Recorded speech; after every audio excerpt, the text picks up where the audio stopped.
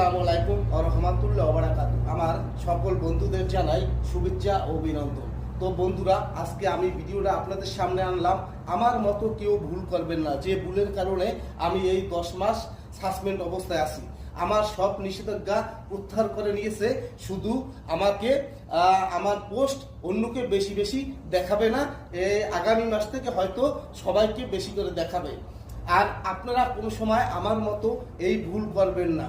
আপনারা অন্যের পোস্ট করলে অন্যের কমেন্টে কোনো এমন ভাষা ব্যবহার করবেন না যে ভাষার কারণে ফেসবুক আপনাকে সাসপেন্ড করে দেয়।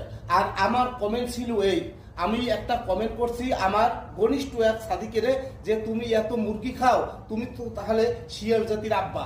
এই কথার কারণে ফেসবুক আমাকে সাসপেন্ড করে দিয়েছে। আরও কিছু কমেন্ট আছে, টোটাল 6টা কমেন্ট, এবং সাম ইস্যু দিয়ে আমারে বসিয়ে রাখছে।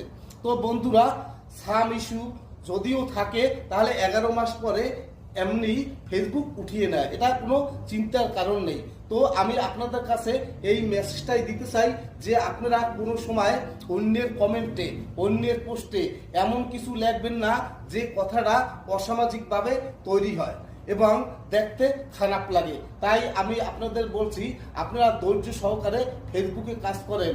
অবশ্যই আমি না পারছি, কোনো সমস্যা নাই, আপনারা আমার ভাই, আপনারা উন্নতি করেন, আপনারা সফলতা পান, এইটাই আমি কাম্য করি। ফেসবুকে সবাই যে সফলতা পাবে এমনটা কথা না। তো বন্ধুরা, ভালো থাকেন। আসসালামু আলাইকুম।